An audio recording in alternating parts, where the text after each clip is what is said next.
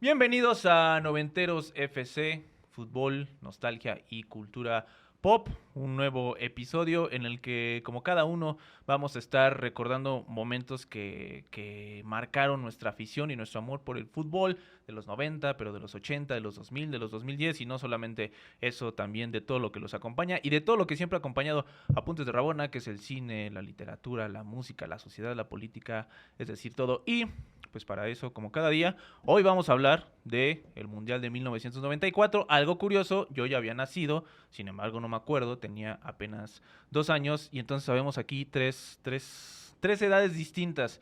Yo ya había nacido, no me acuerdo, como ya les decía, y conmigo está Andrés Araujo, que creo que es el único, bueno, no sé si sea el único, pero él todavía no había nacido cuando sucedió ese Mundial. Sí, ¿qué onda, Omar, Ricardo? Justo iba a decir uno de los tres no ha nacido, iba a dejar que la gente lo adivinara, Lo revelé. Adelante, perdón. pero bueno, no, Ricardo ya llevaba unas cuantas licenciaturas en Sí, este ya, país. ya. Bueno, no estoy seguro. Si lo hubiéramos dejado a la interpretación de la gente, no A ver estoy qué seguro, decía.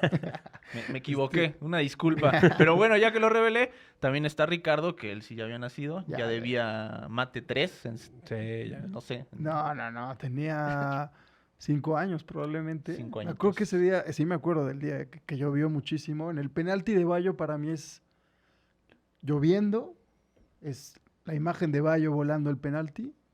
Con 5 años es lo único que recuerdo.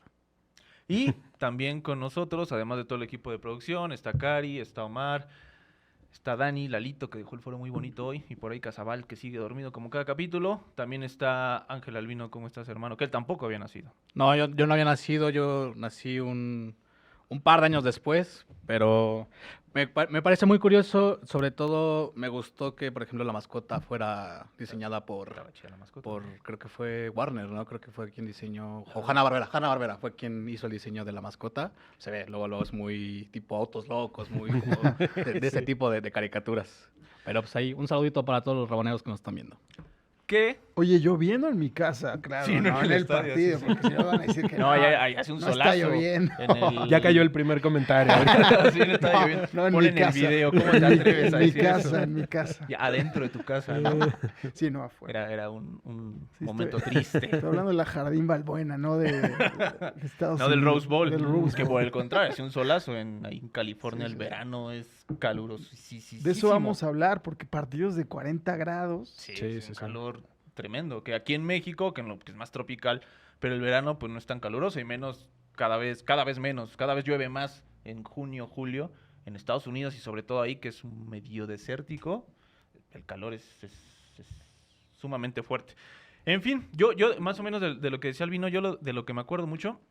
Yo tengo memoria desde, a veces me tiran de mamador, pero yo me acuerdo desde antes de cumplir 3 años, que se casó un tío en noviembre de 1994, me acuerdo de eso, y de mi cumpleaños 3, en enero del 95, me acuerdo perfectamente de que tenía un robot, estaba jugando, la ropa que traía, pero del mundial sí no me acuerdo, de lo que sí es de la mascota, por ejemplo, como de la estética en lo general, porque estaba en todos lados, seguramente estaba en McDonald's, en los comerciales. Es un mundial muy pop, ¿no? En ese sentido. Exactamente, Sí, sí, sí. exactamente. Y seguramente fue el primero, todavía no explotado a tal manera, ya con una combinación mercadotecnia, tecnología, como lo fue el 2002, no tan hypeado al día de hoy como lo fue el 98, pero sí fue el primero que precisamente esa mercadotecnia y esa estética y esa naturaleza pop y del espectáculo de Estados Unidos, pues se hizo muy presente. Y eso sí lo tengo totalmente en la cabeza. Entonces,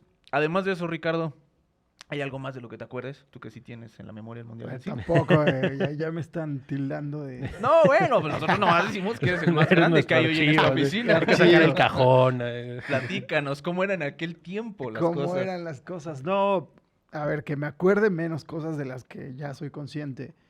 Una cosa que quería reparar mucho es, hay un libro de Albert Valor que justo escribe sobre el mundial, tal cual, que habla sobre un concepto del mundial de las fronteras, que me gusta mucho, que tiene que ver con que no está tan claro si es el último mundial de la época antigua o el primer mundial del fútbol moderno, que a mí me gusta mucho, porque tiene que ver con esa estética pop, con la idea de llevar el Mundial a Estados Unidos, al mercado capitalista por excelencia, y que se había resistido al mismo tiempo a esa futbolización. Entonces yo creo que ahí hay un discurso muy potente en torno a la mercantilización del fútbol, y si es realmente el último, el coletazo de la época antigua, o es el primero del fútbol moderno, en esta idea de fútbol moderno, de odio al fútbol moderno, como un fútbol 100% mercadeable, ¿me explico? Entonces yo creo que ese concepto, digo, no lo tenía a los 5 años,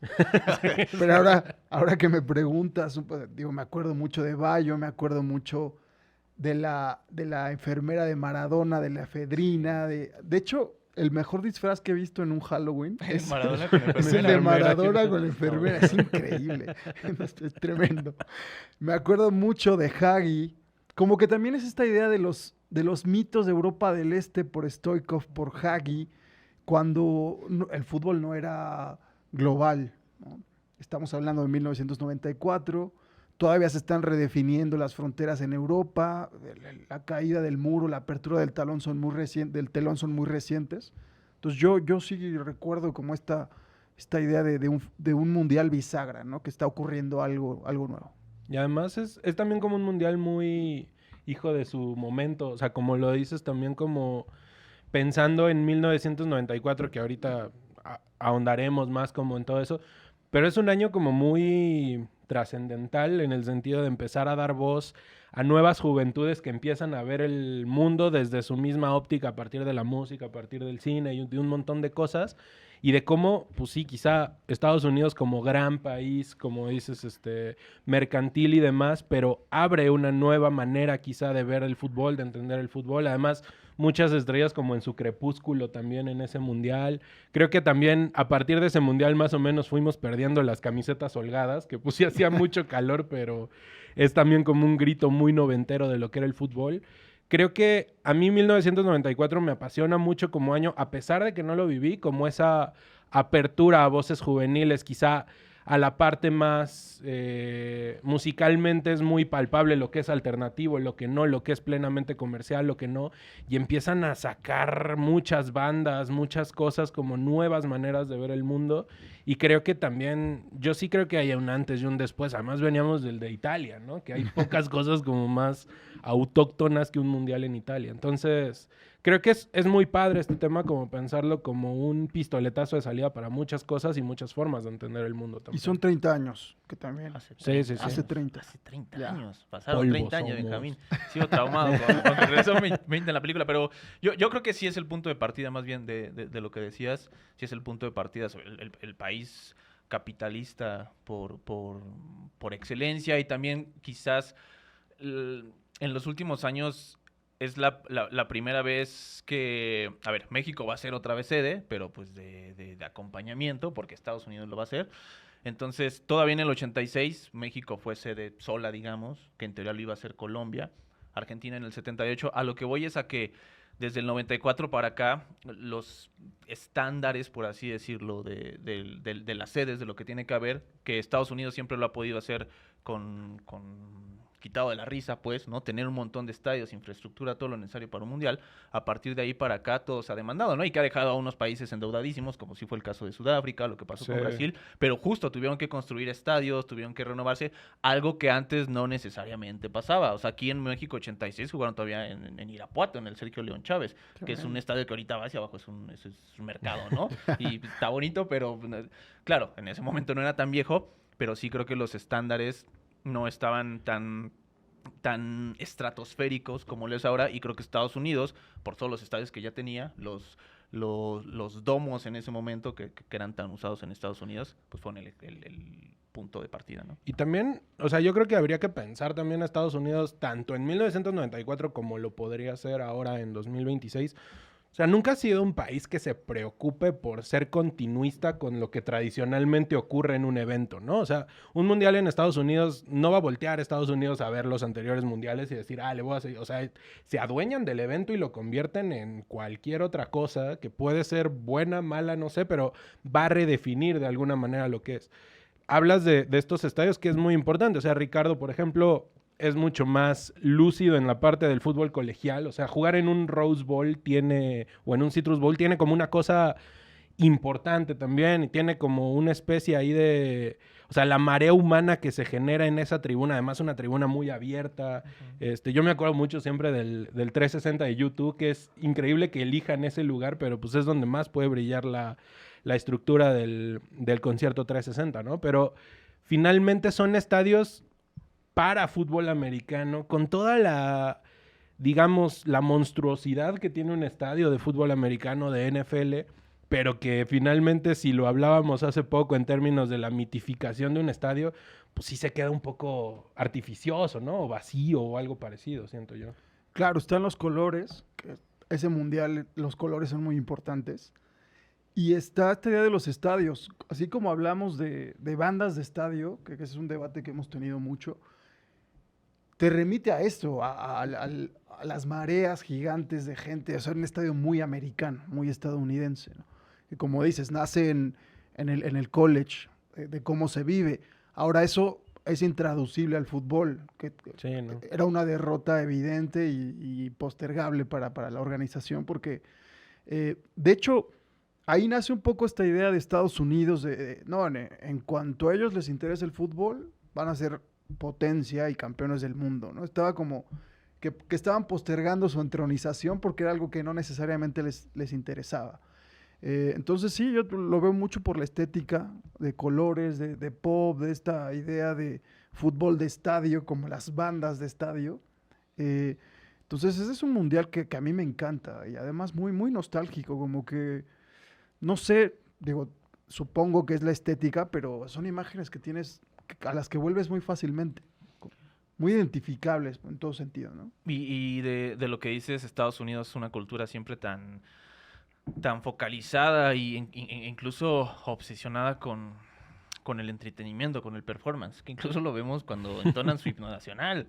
Y cantan y hacen unos vibratos y unos falsos.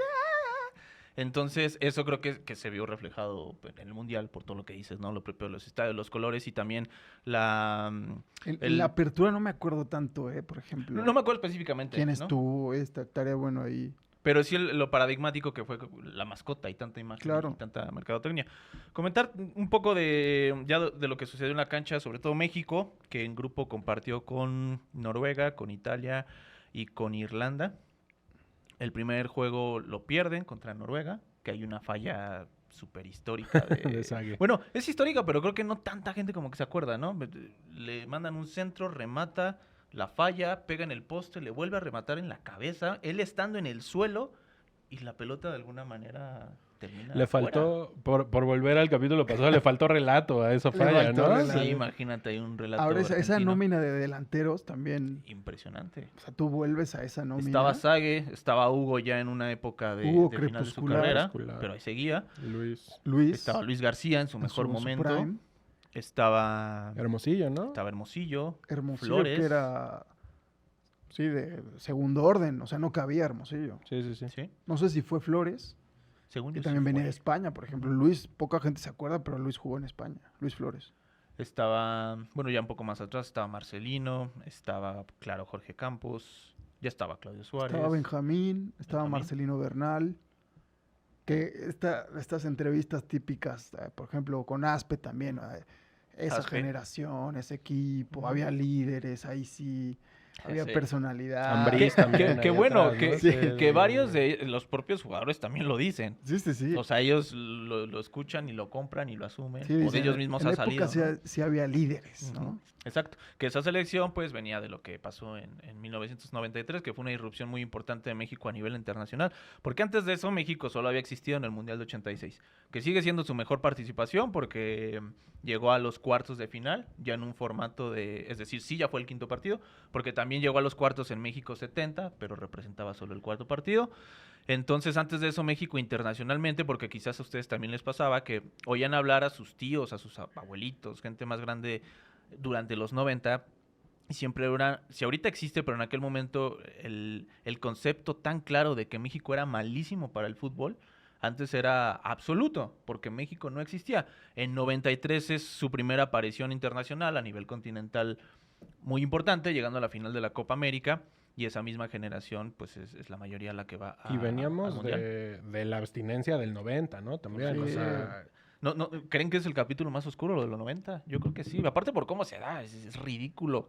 Porque solitos se echan de cabeza, es impresionante. Es la realidad superando la ficción una vez más. Sí, porque... y en el sí, mejor momento de Hugo. Sí, y en el mejor... Y que Que no se los ahí perdona. además le dieron Que no se los argumento per- para... Totalmente. De un jugador irrepetible. Sí, Absolutamente. Muy mexicano todo eso. Sí, que seguramente han escuchado de los cachirules, pero la particularidad es que México, la propia federación, repartió unos diarios en una sala, en una conferencia de prensa de todos los jugadores, y ahí se dieron cuenta de que había unos jugadores que rebasaban la edad. O sea, ellos mismos dieron la información. Y todavía FIFA los castigó sin que pudieran ir al Mundial, que era sub-20. Ujú, juvenil. Se fueron a quejar ante la FIFA los directivos mexicanos y entonces regresaron sin poder asistir al Mundial de Italia 1990, que es algo Es impresionante. como quien reclama el 6 y le dicen, sí, me equivoqué, tiene 5 Sí, en realidad, ¿no? tengo una historia así en la secundaria. Había un chavo de estos que están como chistosillos en lo general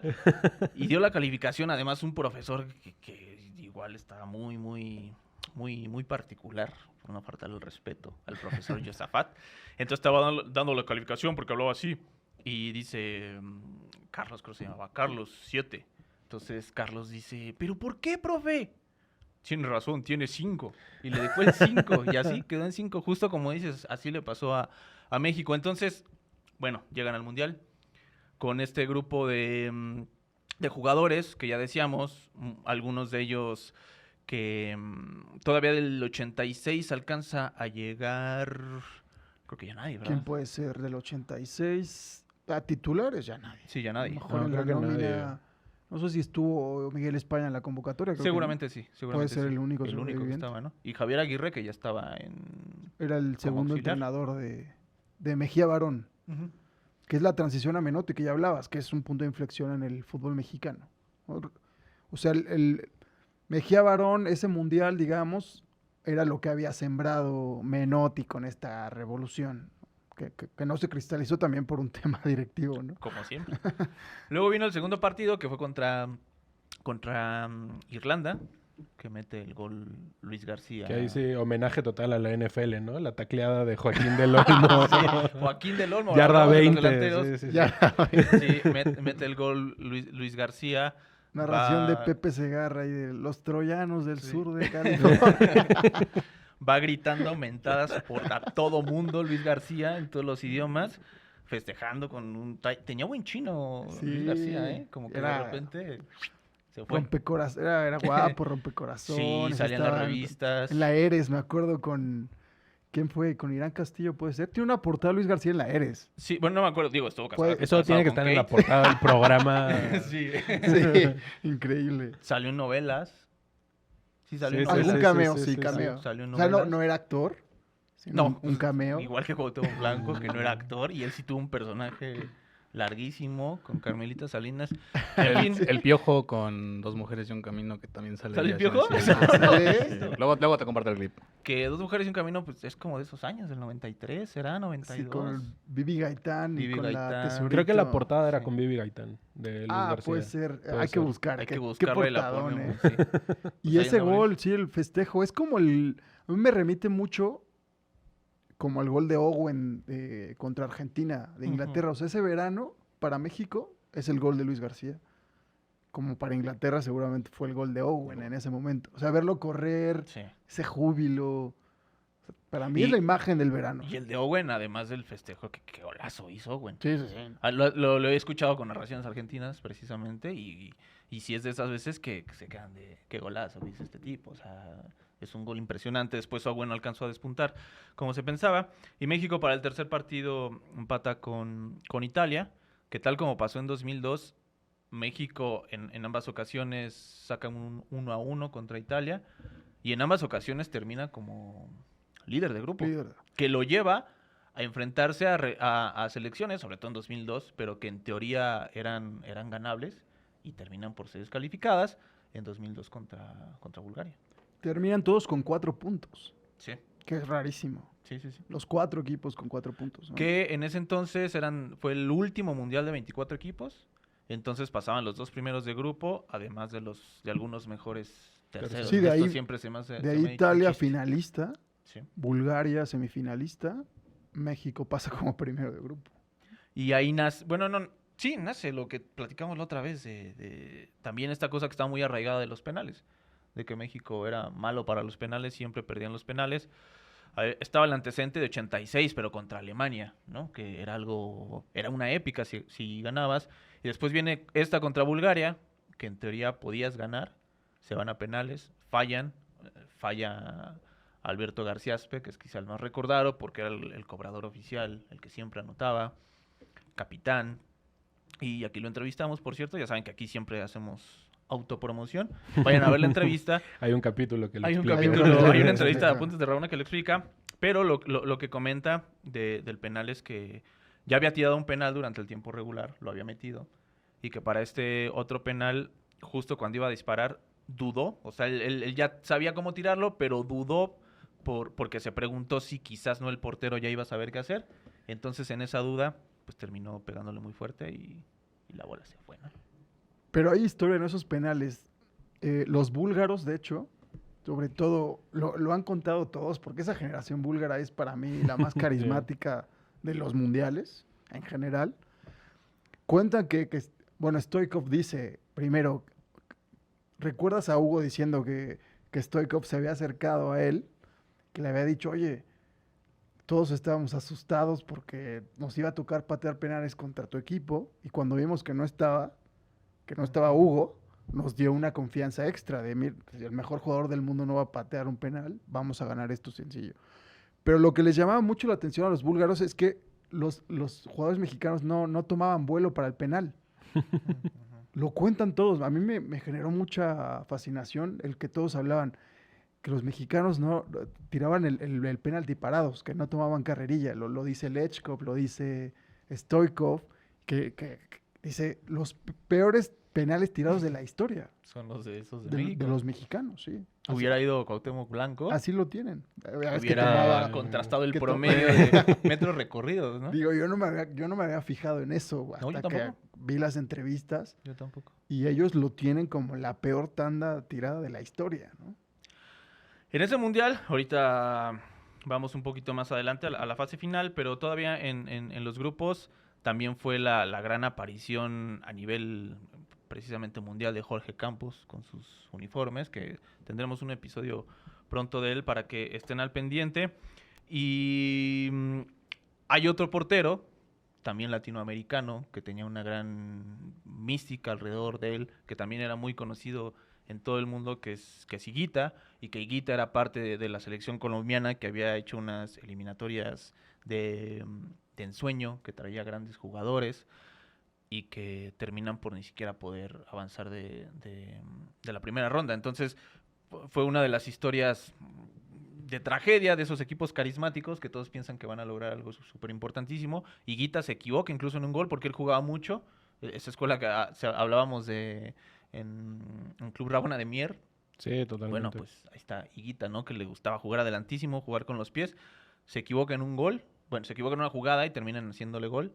Y además de lo de Escobar, el defensa, que unos días después del Mundial es asesinado, que no sé si han visto, mira que vamos a hacer promoción para que... ¿no? Bueno, no sé si viene aquí.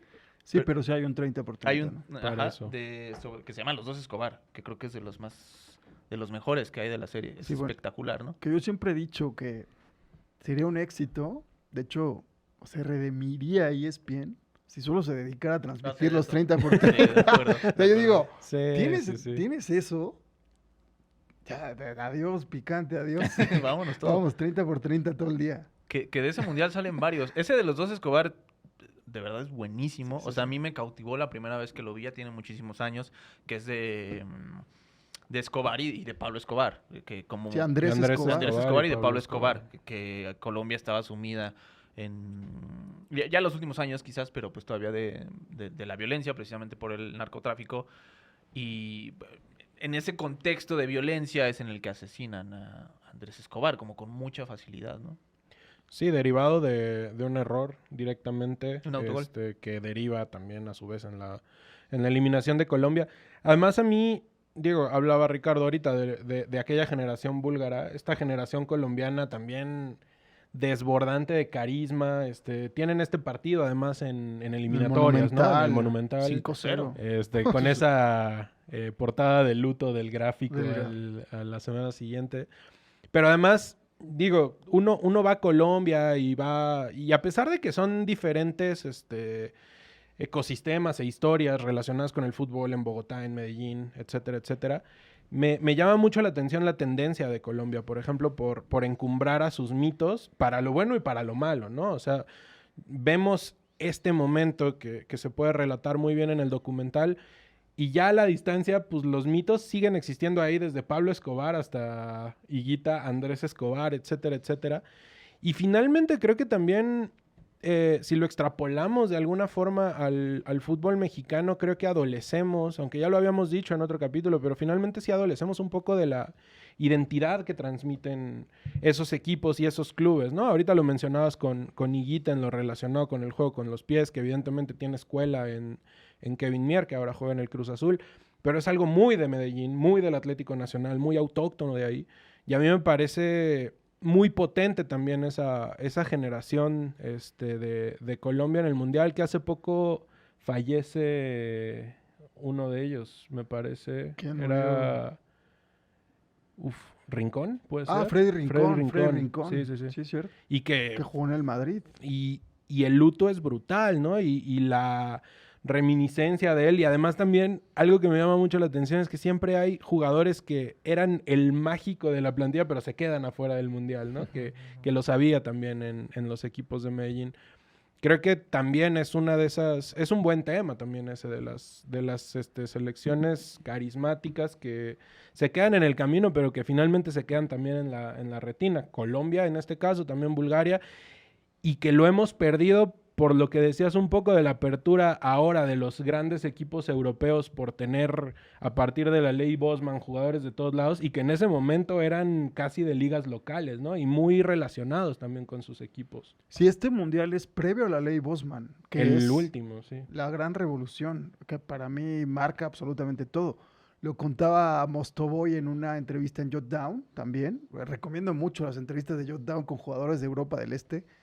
La de Lechkov es impresionante. Tiene una con Mostovoy que hablaba justo de...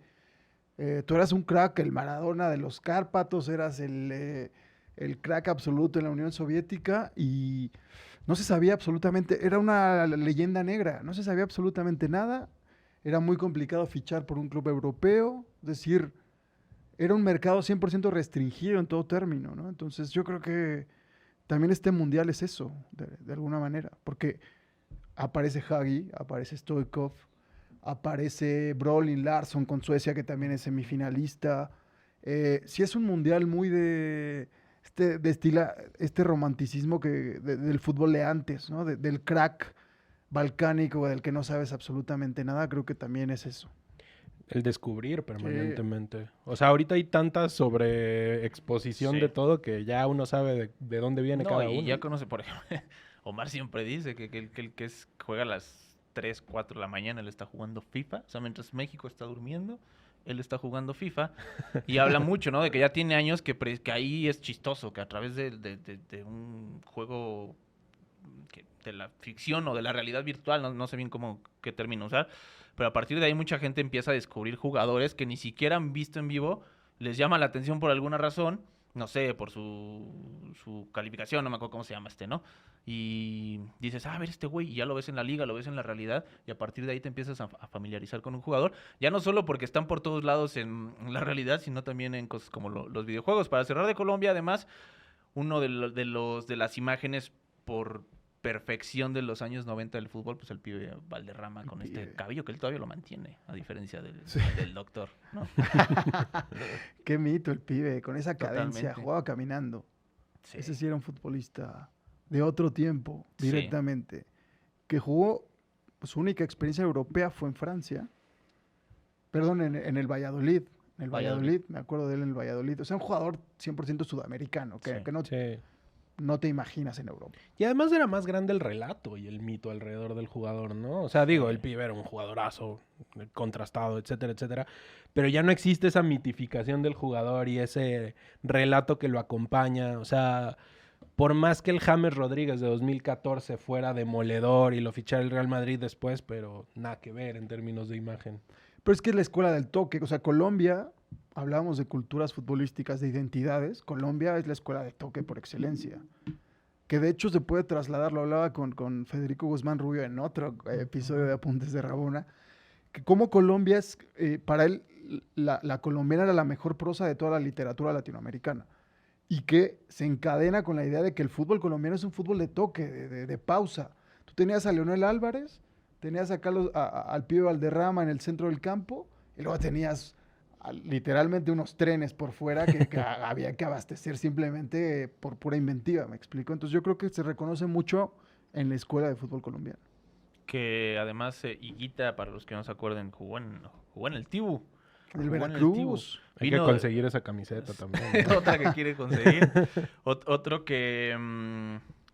¿qué iba a decir? Ah, que vino del desmadre de Colombia, de ir a jugar al rancho de Pablo Escobar, a venirse aquí en una época pre-Curi, pero pues Veracruz siempre ha sido un equipo sumido también en cosas bien raras. Le tocó bien época de la bizarras. rolita de ahí está, ¿no? El tiburón. Era Higuita, era el 7. Otra cosa inolvidable de esa fase de grupos, pues, lo que ya decías, Maradona. Todavía marcó un gol en ese mundial. Y pues al finalizar el partido, que te tocó el antidoping, ¿no? El José Ramón antídoto. decía, le pusieron un 4, decía siempre. Y pues bueno, ahí de alguna manera es que no sé si el fin de su carrera propiamente dicho, pero sí es la caída de un ídolo y ni siquiera por él mismo o porque la gente lo dejara de ver de esa manera, sino ya por la imposibilidad de estar en las canchas, ¿no? No, esto fue increíble. La efedrina famosa que nadie sabía que era. Stoichkov cuenta también de que a Maradona lo traiciona la FIFA.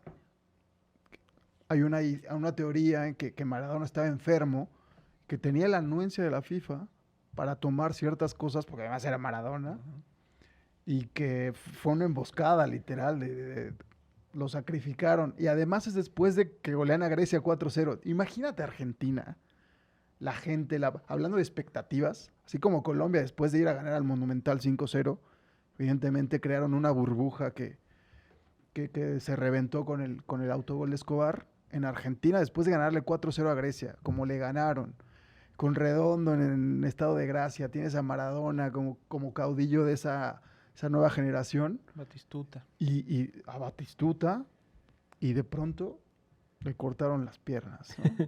Que además Maradona maneja ese relato maravilloso. sí. O sea, El enemigo. sí, no, sí. o sea, enfrentarse al sistema en Sí, este sí. sentido, que te traicionen, que te corten las piernas y cómo lo manejó en términos de relato, de lanzar las pullas perfectas, o sea, fue maravilloso, fue totalmente escrito, que hasta por lo menos, como siempre lo solemos hacer ligándolo con la música, pues esa imagen de Maradona yéndose y tuyo siempre de Calamaro son como absolutamente indisociables también. Es que la pelota no se mancha, La muchachos. La pelota no se mancha. Oye, el video demencial de Fito y Calamaro borrachísimos. Con salud, dinero y Con amor. qué cosa, qué gran video. Lo de Maradona, justo creo que fue tras o antes de su muerte, no me acuerdo exactamente.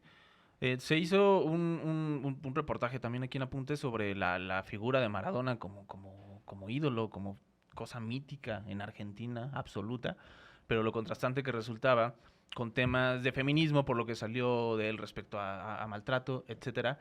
Y a mí me sorprendió bastante que muchas de las mujeres específicamente que entrevistamos y que eran incluso activistas o parte de algún grupo de feminismo, etcétera. Y sin embargo, lo de Maradona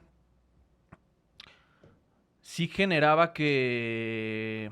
O sea, ellas mismas te explicaban que es como si fuera algo aparte, es una figura aparte. Y que si bien pudo haber hecho actos violentos contra mujeres, pero que de cualquier forma él constituye algo mucho más grande. Y no en un sentido de justificarlo, no. Sino a lo que quiero llegar es a que desde que eran pequeñas y como fueron creciendo y parte de su identidad tan argentina, está tan arraigada a Maradona. Entonces la manera para abordar una problemática en la que además ellas tienen una convicción tan fuerte y aún así esta figura tan enorme de Maradona termina por anteponerse o por generar que haya una división entre lo que puede ser cómo miras a cualquier persona que cometa algo y cómo miras a Maradona. Hay un libro muy bueno, se llama Maradona como tal. Ahorita no recuerdo la editorial, pero lo buscamos y lo decimos después. Pero hay un texto ahí de Rodrigo Márquez Tizano, hay otro de Ezequiel Seidenberg, y hay muchos textos de mujeres sobre Maradona. Y yo lo ligo justo con que justamente en una librería en Colombia, en Bogotá, me encontré un ensayo muy chiquito, un texto muy chiquito de una editorial colombiana, bogotana, que era un ensayo sobre Mad Men y sobre la figura de Don Draper en Mad Men y en la cultura popular, escrito por una mujer. Y justamente hablaba de una contradicción permanente, o sea, de una contradicción permanente hacia el personaje de Don Draper en Mad Men, que es un personaje, pues sí, hijo de su época, con todas las contradicciones posibles, etcétera, etcétera, etcétera, con todos los matices del mundo, pero profundamente misógino y profundamente machista, ¿no? Y ella hablaba de Mad Men como la serie que más la marcó, como una serie extraordinaria, como un personaje extraordinario, pero siempre partiendo de un montón de contradicciones que ella hacía conscientes, ¿no? Y yo creo que es imposible idolatrar a Maradona a estas alturas también sin una dosis de contradicción, o sea, sin estar consciente de eso. También pues cada uno elige sus batallas, ¿no? Y también difícil canonizar en estos tiempos. Pero yo recomiendo mucho también esa idea profundamente de pensar las cosas y de hacerlas conscientes a partir de que las contradicciones finalmente son válidas y están ahí por algo, ¿no? Y siempre hay matices y siempre hay grises. No lo digo como una justificación a Maradona, sino como se vale finalmente elaborar un juicio propio consciente de la propia contradicción. Voy a buscar esa editorial porque es un libro muy bueno que comprende muchos relatos y creo que abona como esa conversación ya posterior a la muerte de Maradona, de su convertirse en un mito eterno, digamos. No, y lo hablamos el episodio anterior. Nadie sobrevive al archivo. Sí. Es una cosa que hay que asumir como tal. Y te lo dijo Tizano también, Rodrigo Márquez, en la entrevista de Purgante, que te decía una cita, digo, no me acuerdo textual, pero le hablaba: si tú no entiendes qué significa Maradona, yo no te lo voy a explicar, ¿no? Yo creo que condensa todo lo que hay que decir sobre Maradona, ¿no?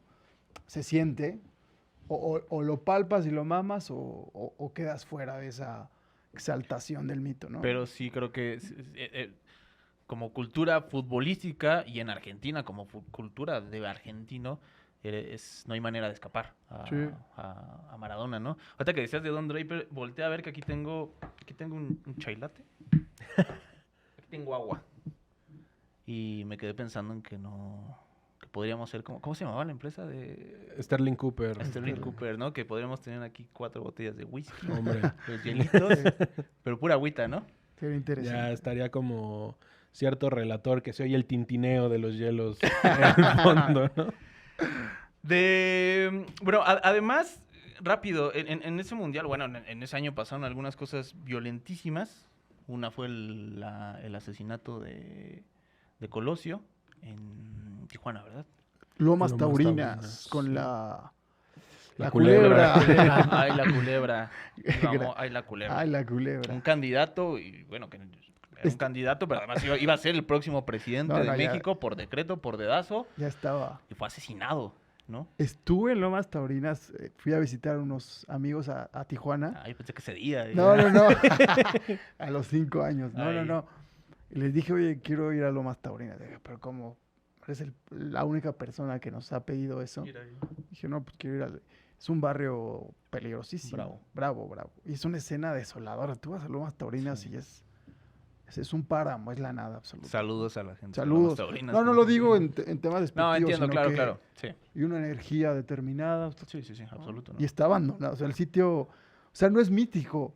Si esto hubiera pasado en Estados Unidos, sería un sitio de peregrinación. Sí, de- no, hubiera- Just for sí, fun. sí. En México no tenemos esa cultura pop. No, de Sí. hecho, hay un documental, la serie de Diego Sorno, de Ah, es la de 1994, 1994. cuando busca ir a Lomas Taurinas para elaborar imágenes de archivo, No hay. no se puede. No Eso- puedes pasar tampoco. Hablábamos de la memoria frágil, de esta indiferencia, no sé cómo llamarle, pero es Sí, impresionante. sí. Otro hecho violento que pasa, lo de Colosio fue en marzo, si no me equivoco, luego en abril, y un poquito más adelante vamos a ahondar más en cosillas de música de ese año, pero no voy a decir la palabra porque sin broma nos pueden bajar el episodio, pero pues Kurt Cobain, que... Pero de ninguna manera lo puedes decir. Pues es que luego sí, luego no. Un no sé. eufemismo. No se no quitó le la vamos a vida. jugar al algoritmo de YouTube. Pero bueno, Kurt Cobain toma una decisión y pues a partir de ahí ya no lo tuvimos más, ¿no? Que algo que Trascendió. Trascendió. Y otro Se plano. fue a cantar a otro lado. Sí. Algo Digo, querías fuertísimo. decir algo de Cobain, seguramente. No, sí, yo digo, justo trayendo a colación 1994, o sea, yo lo decía hace rato un poco orientado como a esta idea de la juventud, es que siempre es problemático hablar de la juventud como un ente, pero empiezan a haber nuevas propuestas musicales y finalmente también, o sea, en Estados Unidos surge el grunge, ¿no? Pero surge en Seattle, o sea, en la esquina de Estados Unidos, arriba a la izquierda, arriba de California. O sea, es una Arriba cosa... de Oregon. Sí. O sea, es una cosa marginal, así llueve todos los días ahí. O sea, un lugar que, de nuevo, digo, no sé si compararlo con Lomas Taurinas, ¿no? Pero no es un destino turístico ir a Seattle necesariamente, ¿no? Y por otro lado, en Inglaterra, 1994 también es el año donde sale el primer disco de Oasis, que ahorita pues está más o menos reciente. Sale el His and Hers de Pulp, que a mí siempre está un poco como a la sombra del Different Class, que sale un año después, pero a mí me parece que el His and Hers tiene el sonido de lo que es Pulp. Y sale el Park Life de Blur en Londres, que de alguna manera pues es la reivindicación de alguna forma de la clase trabajadora inglesa, ¿no? A partir de Parklife. Pero finalmente, si ponemos a Seattle y si ponemos a Manchester, es una nueva voz completamente, que además venimos de los 80, que son musicalmente pues el hair metal, el glam rock ya como en sus últimas patadas, evidentemente la música disco, etcétera, etcétera. Pero también es un poco una reivindicación marginal el grunge y una reivindicación marginal también el Britpop. En esa parte de Manchester, Pulp es de Sheffield. O sea, empiezan como a surgir cosas de lugares donde no necesariamente son nidos de cultura o donde las bandas tengan la posibilidad de acceder a todo eso. Ahorita que repasaba en la mañana, por ejemplo, también los discos del 94, me parece muy padre que salga el primer disco de Oasis y sale también ese año Vauxhall and I de Morrissey, que es el último, bueno, no sé si el último, pero puede ser el último gran disco de Morrissey, ahí con el otro que sale, que es el de la ametralladora. En la el de portada, Gangs, sí. Que ese puede ser el último gran disco de Morrissey. Pero es Morrissey como en su intento de ser una figura por su cuenta, fuera de Johnny Marr, fuera de los Smiths, etcétera, etcétera. Entonces creo que es un año bisagra, lo decías con el Mundial, pero musicalmente también es brutal el 1994. O sea, es abrir una nueva percepción musical hacia lo grandilocuente a través del Britpop, a través del grunge, que además terminan siendo revoluciones completamente efímeras por temas también como el de Kurt Cobain. Sale el Vitalogy de Pearl Jam. O sea, es una cosa, un terreno fértil muy, muy fuerte. Y a mí me parece padrísimo que zonas, quizá Manchester la tenemos mucho más presente por el fútbol, ¿no? Pero zonas geográficamente marginales, alejadas de lo que sería el foco cultural, sean las que generan un discurso musical en esa época. No, me encanta porque... Bueno, el Unplugged de Nirvana es póstumo, ¿no? De hecho, lo capitalizan 2 meses después. Lo tenían Rápido. y vamos a sacarlo. Sí, lo de Seattle a mí me fascina. Es una escena que me encanta justo por esta personalidad. Que que bandas como Pearl Jam, que además Pearl Jam, Eddie Vedder no era el vocalista original de Pearl Jam. Eddie Vedder andaba surfeando ahí en San Diego. Él es de Chicago, pero andaba surfeando ahí De en los San Diego. Cubs, De los además, Cubs. muy de los Cubs. Y también se de Temple of the Dog, una de las, digamos, la piedra fundacional del grunge también estoy diciendo. Surge toda esta escena con Chris Cornell también, que en algún momento fueron vocalistas los dos, Eddie Vedder y Chris Cornell de Temple of the Dog. ¿Qué otra banda sale de esos tiempos? Alice in Chains. O sea, se gesta algo muy interesante y eran bandas todas que digo, Nirvana no es de Seattle, es de un pueblito como a 1 hora de Seattle. ¿De Aberdeen? ¿era? De Aberdeen, Sí, de Aberdeen, Washington. Pero todas destilaban lo mismo, siendo bandas muy distintas, destilaban esta rabia, este sonido garachero, que al final eso era el grunge, sonido de garage. Y la voz. La voz O sea, el áspera. tono como el de Eddie Vedder, que es tan particular, pero que a su vez hay varias bandas de grunge, de grunge que tienen esa voz tan específica y que es muy difícil encontrarla en otros géneros. ¿Cómo se llama también esta banda? Stone Temple Pilots, También. Scott Weiland también tenía eso un poco. Letterboxd se llama, la de Far Behind. Letterboxd, sí. Letterboxd, ¿no? También tiene una voz súper similar, pero que es característica de eso. Y que también sí define el propio sonido, ¿no? Como tan pesada y a la vez oscura, pero que puede ser tan explosiva y encontrar agudos y ser tan rasposa. Y Sí. con tanta presencia son... No, y a la vez las voces, a la fecha las voces de Eddie Vedder y de Chris Cornell son... Es impresionante Total. lo de Chris Cornell.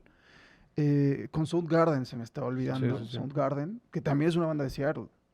Es una locura que después ya Chris Cornell, como todos sabemos, hace Audioslave con Rage Against the Machine, con los músicos de Rage Against the Machine. Y no, adelante. Ibas a... No, iba a decir regresando rápido a Inglaterra, que el 94 es el año de paso entre el primero y el segundo disco de Radiohead. Nada más iba. Ah, mira. Entonces también que es muy importante, ¿no? Banda referencia de Totalmente. todo lo que vendría, sobre todo después. Hay esa parte de Muse, etcétera. Y que todos querían ser contrastó Radiohead. mucho Radiohead con lo efímero que fue el Britpop.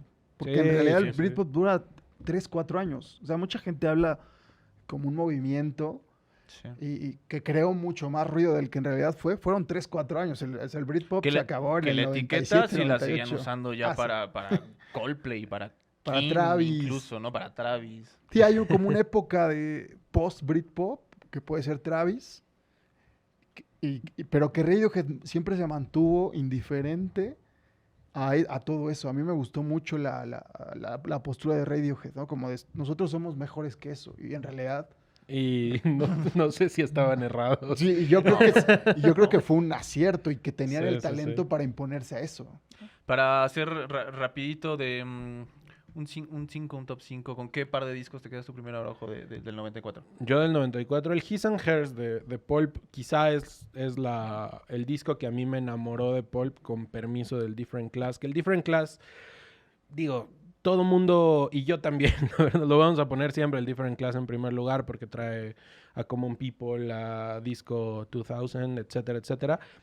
Pero el His and Hers, creo que ya cuando uno se echa el clavado en Pulp, es el disco que condensa lo que es Pulp, al grado de tener aquí al señor Jarvis Cocker tatuado. Yo me quedaría con el His and Hers de Pulp, y elijo otro, o primero Ricardo, porque Échate. luego me va a decir que yo se Bueno. los estoy robando. Róbaselo. ¿Qué será? Bueno, vamos a hablar de varios, pero yo quiero hablar de Jeff Buckley, que dentro de las propuestas que mandábamos, que Araujo nos compartió la lista, Y en lo efímero también. está el Grace, y Buckley muere 3 meses después del lanzamiento del disco. Es como el Pedro Páramo de la música. No necesita hacer nada más. Fue el único disco que hizo, su primer y último disco. Sí. Muere ahogado en Tennessee, cerca además de Nashville, que es la cuna de la música para mí.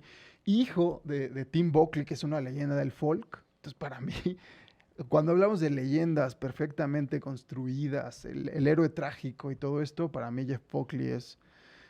porque tiene esa herencia folk de su padre. Es un disco que tiene jazz, que tiene rock, que tiene soul. Un disco que también te transmite rabia. Es un disco con personalidad, con actitud. Para mí... El Grace. El Grace, del 94, que es el único disco que sacó Jeff Buckley. Murió al poco tiempo que salió el disco. Me parece perfecto. ¿Tú cuál otro pones? Sería tribunero, quizá, poner el Aquí somos Definitely tribuneros. Maybe de Oasis.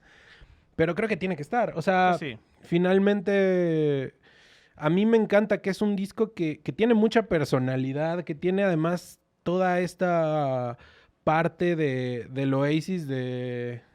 No quiero usar adjetivos de relator de fútbol, salerosa, no, pero hablábamos de The Wire como una serie que en su primera escena encuentra el leitmotiv de lo que es la serie Su en tono. una globalidad, su tono, y Oasis lo Disco. mismo. O sea, Supersonic a mí me parece muy bien logrado el hecho de que luego hagan un documental de Oasis y le pongan Supersonic. A mí Supersonic, sin ser una de mis canciones favoritas, me parece la canción que define lo que es Oasis como banda.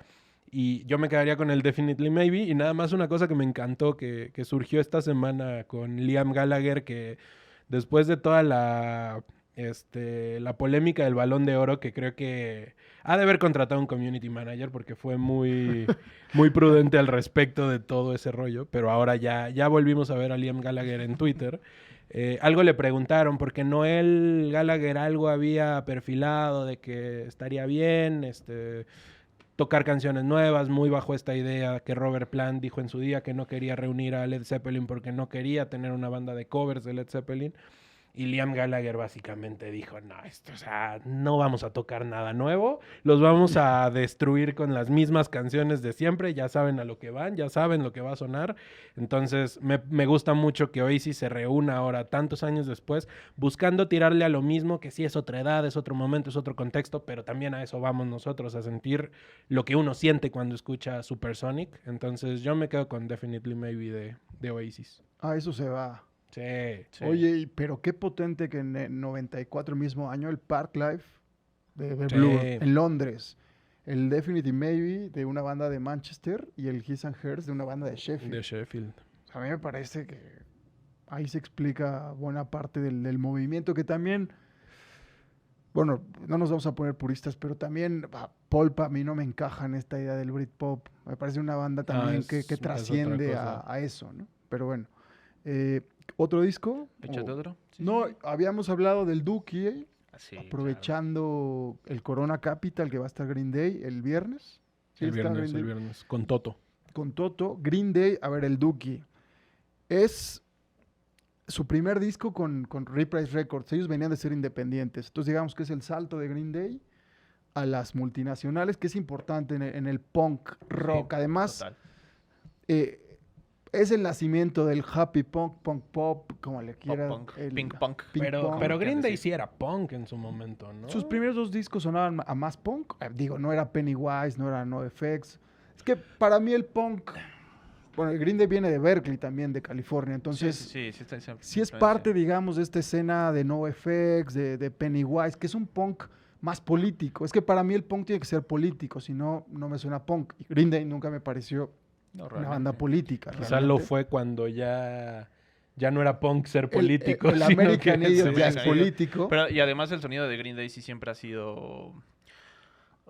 Pues las armonías de los acordes, Sí. o sea, sí, pero sí tienden más a lo... Que por eso se fue acuñando esto del happy punk. Son un poquito más melosas, Claro. más digeribles, más suaves, ¿no? Que otras bandas y más de punk de los 80, que las progresiones de acordes son un poco más pesaditas, Sí, ¿no? sí, tú Todo escuchas con a- triadas. Sí, les achacan mucho lo de los mismos acordes, pero si tú escuchas a Misfits y a Green Day no se parecen en nada. Sí, Y total. hay mucha gente que diría que son dos bandas punk, que no tienen nada que ver. Sí, el Dookie fue importantísimo. De hecho, sale el Dookie en el 94 y a los meses sale el Smash de The Offspring. El Smash sí es independiente. De hecho, el Smash a la fecha sigue siendo el disco independiente más vendido de la historia.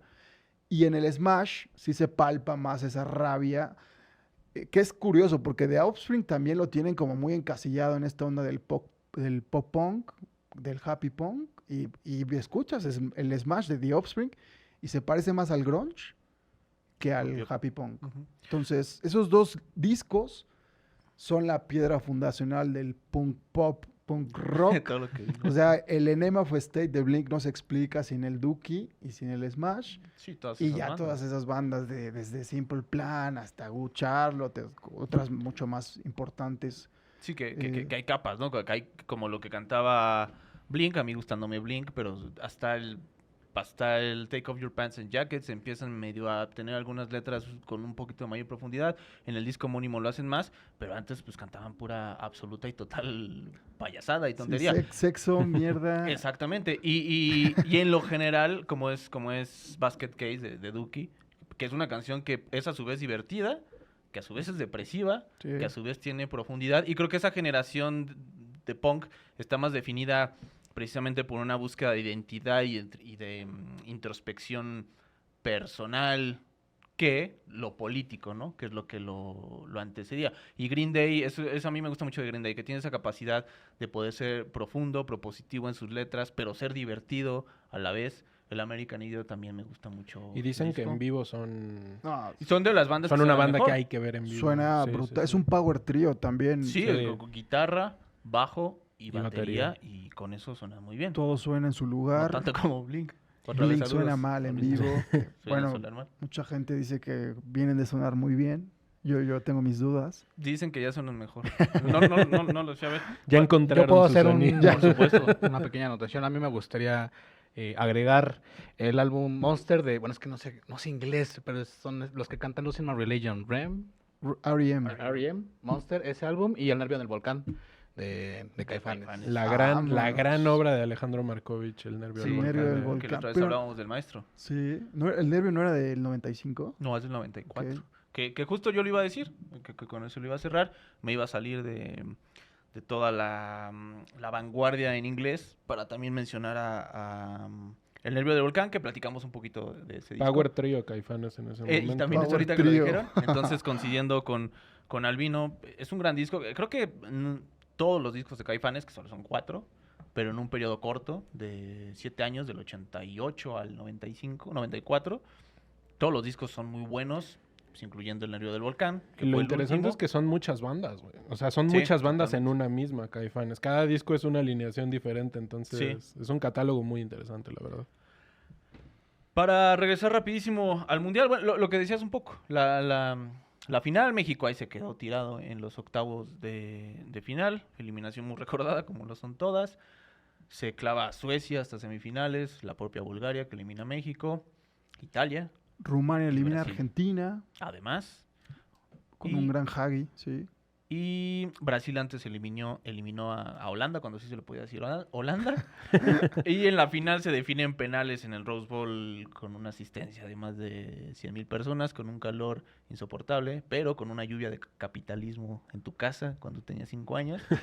Y pues sí, una de las imágenes más recordadas, ¿no? Y de la figura de un personaje que al final, si no eres tan clavado del fútbol, pues la gente recuerda esa imagen de Bayo, de haber fallado un penal con su colita, que estaba chida, y eso queda para siempre, ¿no? Una final 0-0, en penales, Brasil gana, quizás no con la lucidez de otras generaciones o de lo que entendíamos o solíamos o queríamos entender como Brasil, pero ahí queda el campeón del mundo Brasil de 94. No sé si tengan algo más que de esa selección.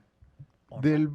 No, yo, para que no se me quedara en el tintero, porque es una gran historia, otra vez recomiendo la entrevista a Lechkov en Jot Down. De esa Bulgaria, lo que quería contar es que literalmente cuando ellos quedan eliminados del cuando terminan de disputar el partido por el tercer y cuarto lugar contra Suecia, termina su participación,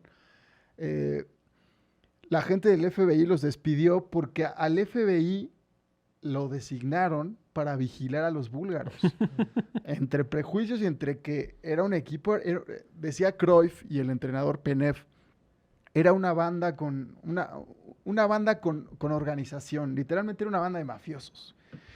Que todo surge mucho, no sé si se acuerden, Bulgaria para clasificar ese mundial tiene que irle a ganar a Francia, al Parque de los Príncipes, en la última jornada clasificatoria.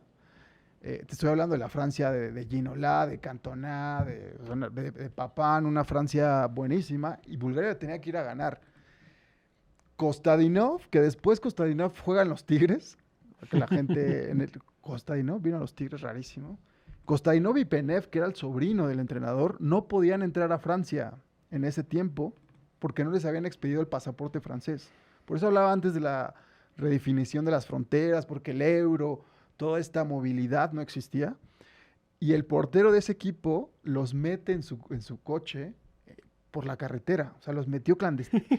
Ni Kostadinov ni Penev tuvieron que haber jugado ese partido contra Francia, que a la postre Bulgaria elimina a Francia 2-1. Entonces es una historia fascinante. Y cuentan que en Estados Unidos 94, los búlgaros, imagínate Stoichkov, a Lechkov, a Kostadinov, jugaban póker en las piscinas. Me puedo imaginar la escena perfectamente. Y el FBI estaba encargado de irse con ellos de fiesta para cuidar que no se saliera de control, porque además, evidentemente, pensaban que los búlgaros eran el típico mafioso de Europa del Este, ¿no? Entonces es una gran historia. A mí me encanta, porque era un equipo en el que reinaba el caos. Los jugadores fumaban, tomaban, bebían, salían de fiesta en esa Nueva York de verano, y el equipo llegó a las semifinales y por poco se planta en una final, ¿no? Como personajes de Los Soprano, ¿eh? Sí, Total. me imagino ahí perfectamente. Los de, ¿vieron Barry? Sí, sí, sí, sí, sí. Sí, literalmente. ¿Han visto La vida de los otros? La película alemana. La vida de los otros. Imagínate ya los del FBI. Ahí, sí, al final ya vigilándolos. hinchando por Sí. Bulgaria, ¿no? Por enamorarse. Literalmente, una historia Sí, increíble. no tenía idea de ella. Increíble. Cómo jugaron en Francia. Algo Y que además, sí, el portero me parece que jugaba en Francia, entonces ya lo conocían en los controles de las carreteras. Cuando lo vieron, pues no les pareció Bueno, sospechoso. pues, En la pásale. cajuela venían Kostadinov y Penev. Busquen esta de Jordan Lechkov, que era el pelón, el que le mete el penalti a México con el que los elimina. está corriendo. Que además Lechkov decía que Zidane se quería parecer a él. ¿Te acuerdas que hay una entrevista de Tomás Boy? Es muy famosa en Fútbol Sapiens. Sí, sí, sí, sí, sí. Que Tomás Boy literalmente dice, yo era como Zidane, pero con más clase.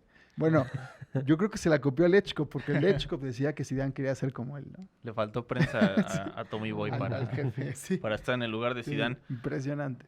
Otro hecho bien violento que pasó en el Mundial durante... No me acuerdo exactamente qué se jugaba ese día, pero fue lo de O.J. Simpson. También que hay un 30x30. Hay un 30 porque es buenísimo, que es una serie de 5 capítulos, cada uno dura como hora 40.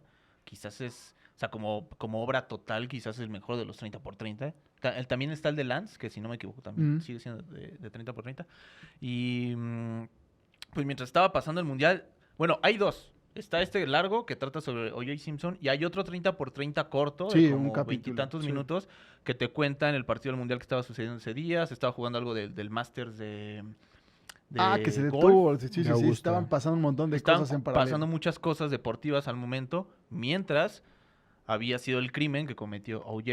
O sea, la persecución es La persecución impresionante. en vivo, Creo que sí. la persecución en vivo que sucede, y bueno, y todo es impresionante para que al final haya sido, pues, no fue a la cárcel. Y fue a la cárcel años después por otra cosa, ¿no? Que te lo cuenta el Sí. documental. También está la serie que a mí sí me gustó, no sé si la vieron. La de Yo ya no la American vi. Crime, ¿no? Esa mera, también está interesante. Y entonces, quedándonos un poquito con que lo de O.J. definitivamente da para... Y por eso es tan bueno el documental, toda la carga que tú hablabas en la mañana, que tenía que ver con cosas raciales, cómo el caso fue tan mediático, lo que representaba. También en un momento en el que, claro, un crimen contra una mujer, pues se señalaba, pero para nada es comparable a cómo pudo haber sido años después, ¿no? Por ya un despertar mucho mayor. Entonces, fue un tema que sobre todo en cuanto a lo racial, redefinió muchas cosas y tuvo que ver de manera directa para que no fuera condenado. Creo que es un caso... Es un caso...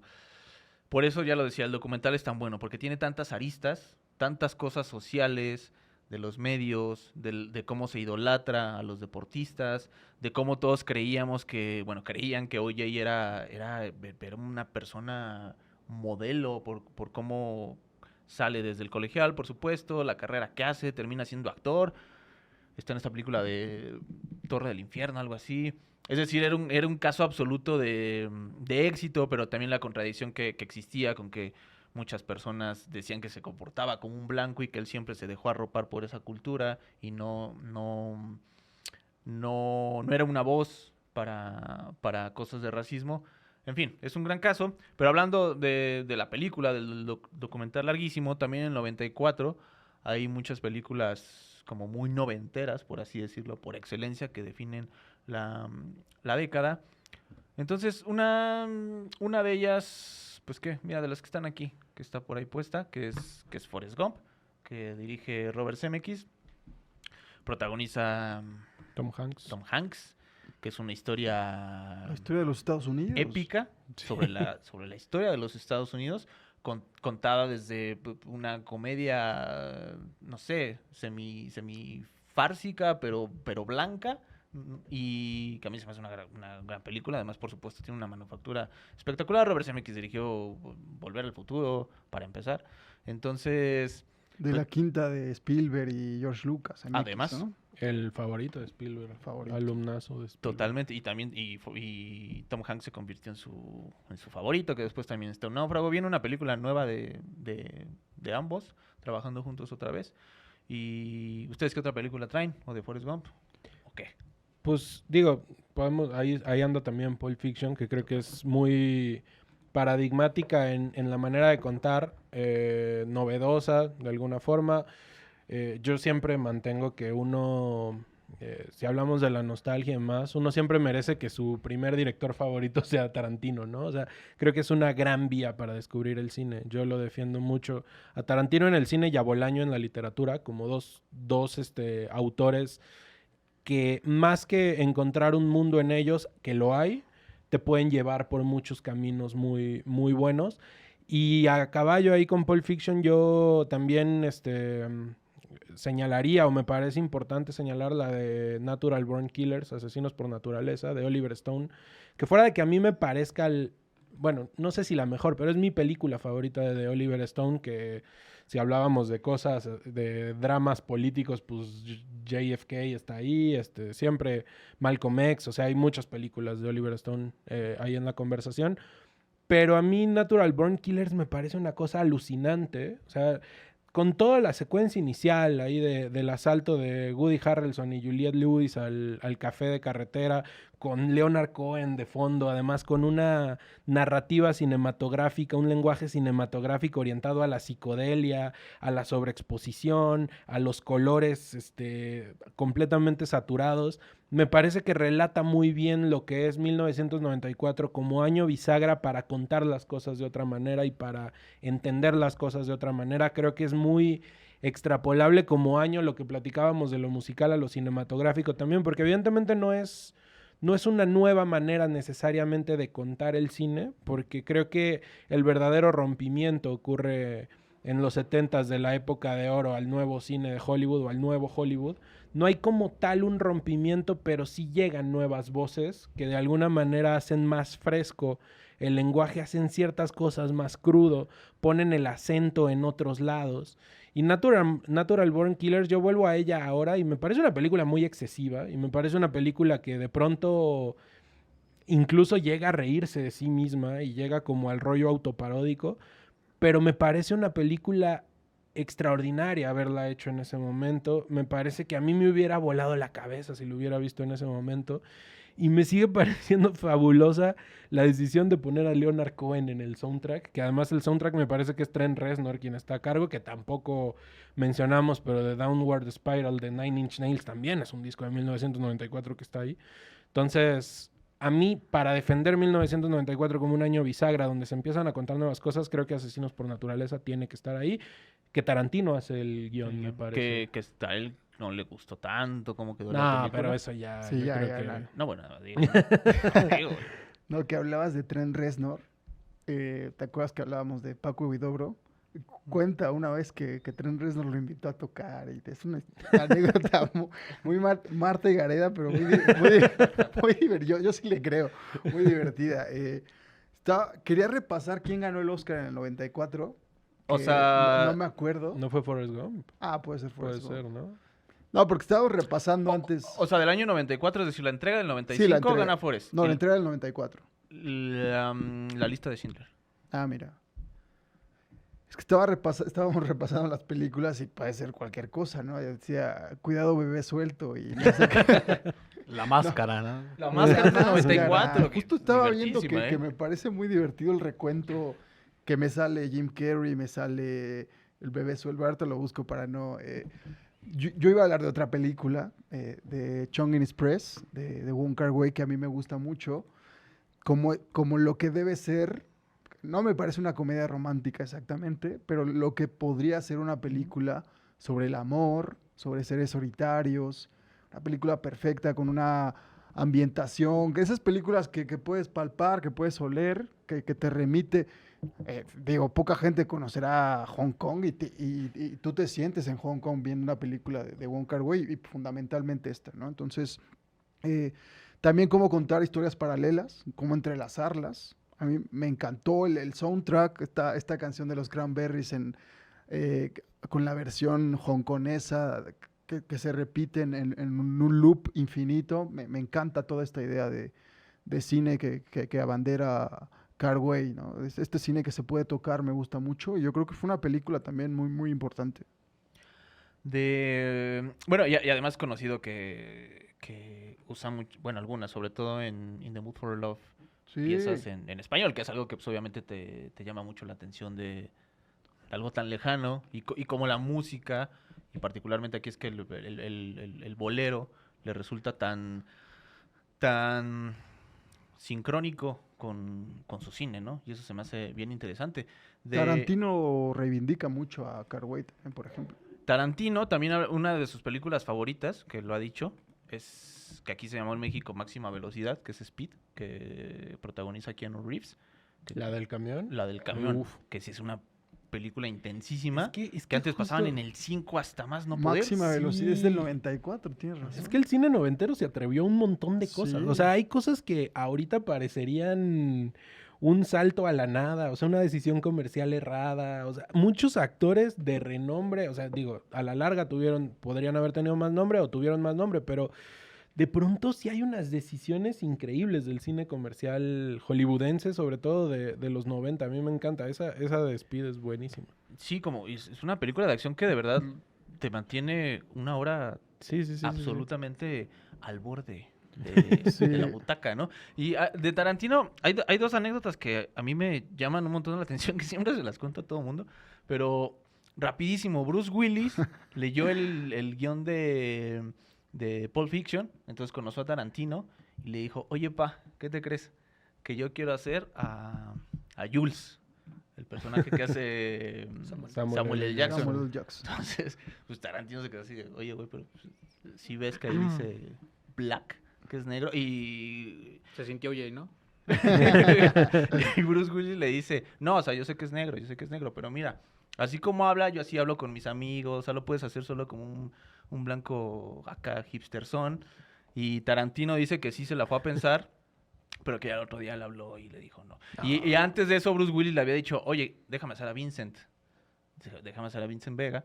Y Tarantino le dijo, no, pues es que ya está John Travolta para ese papel.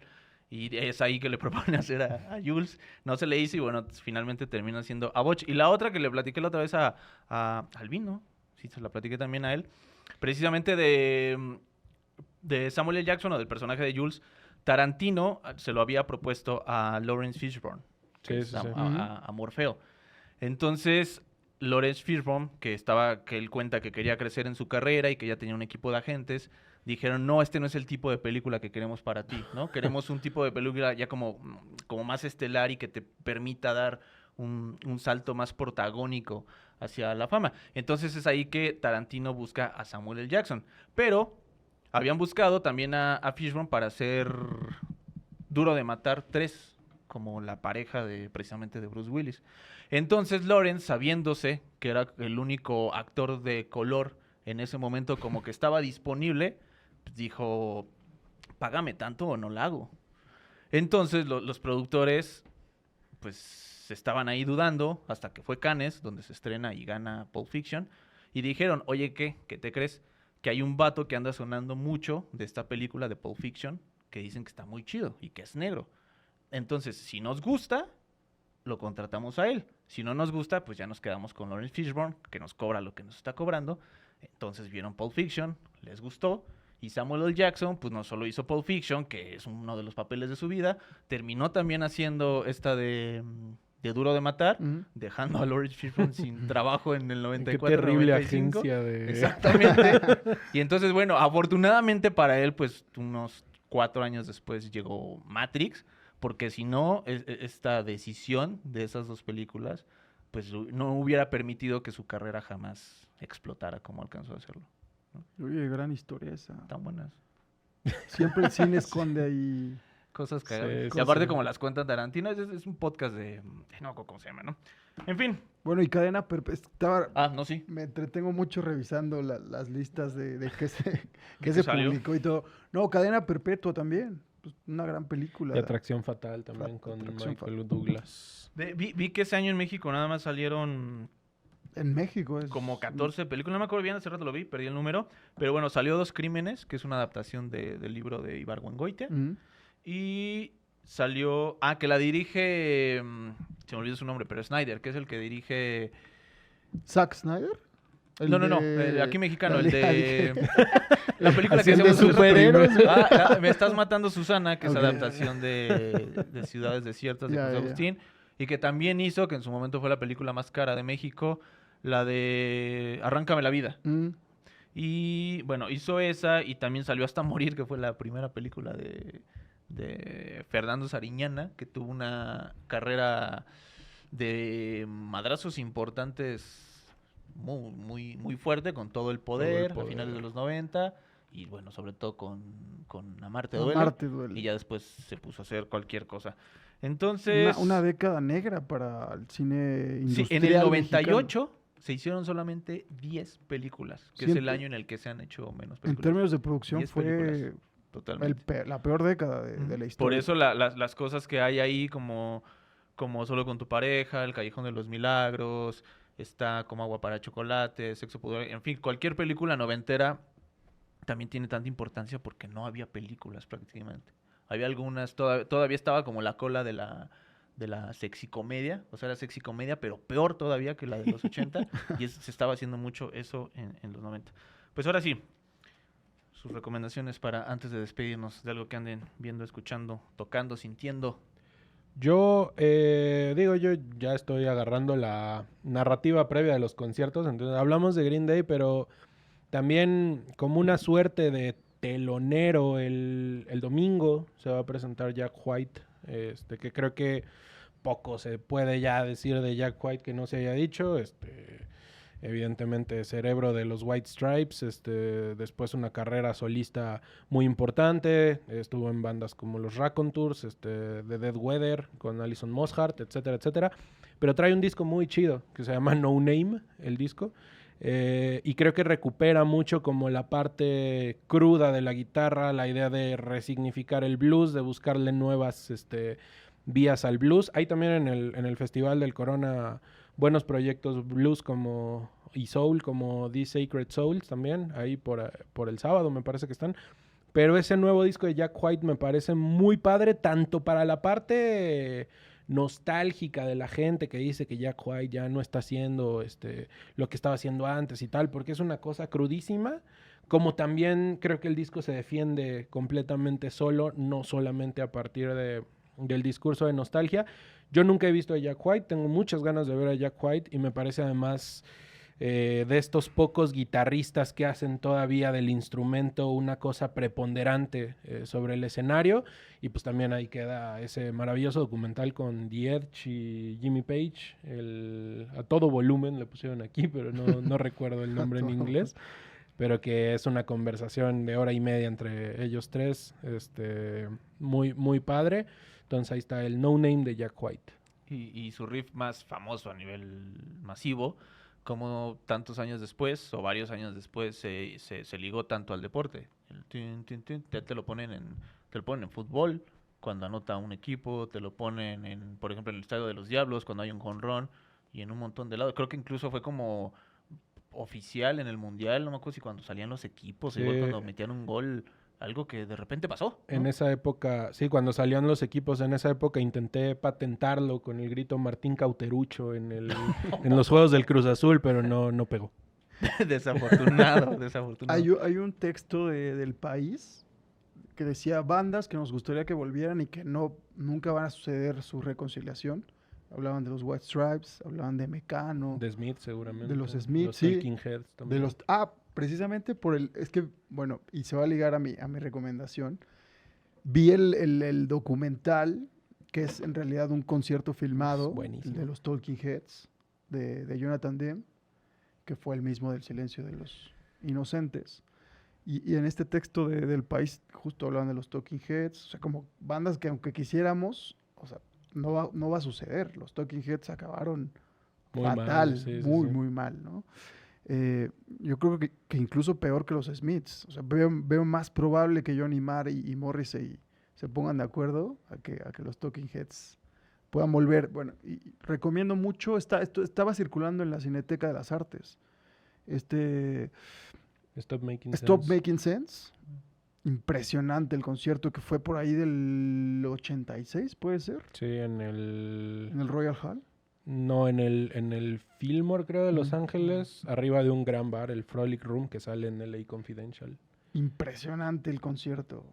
Que además de los Talking Heads, digo, gran parte del pleito fue por temas de ego y tal, Sí. pero en ese concierto hace espacio David Byrne para que Tina Weymouth y el otro miembro de los Talking Heads El toquen con baterista. su banda, con el Tom Tom Mm. Club, que son 2 rolas buenísimas también.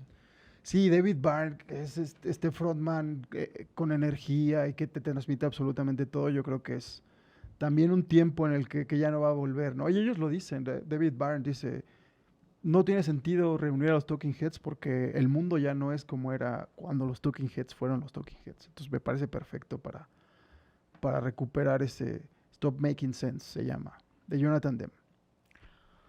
Hermano, ¿qué traes? ¿Qué traes? No, pues nada, aquí ando cotorreando chido con ustedes. Sí, todo chido, todo chido. No, justamente pues, estaba como en este mood muy noventero y me puse a rever una película que me gustó bastante, Mid-90s. Mid-90s de Jonah Hill. Sí. No me acuerdo, creo que estaba hablando con Frida y con Pau, shout out para ellas.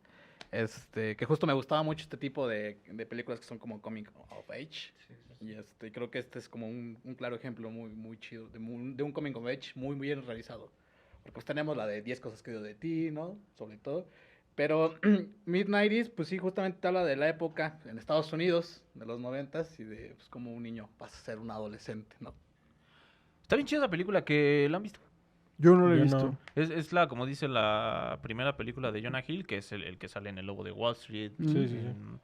Y él cuenta que, precisamente hablando con Martin Scorsese, que dirige El Lobo de Wall Street, cuando iba a hacer quería hacer el salto, o incursionar por primera vez como director, Scorsese, si no me equivoco, o algún cineasta, según yo sí fue Scorsese, le dijo, habla, o sea, para hacer tu primera película, sobre todo, habla de lo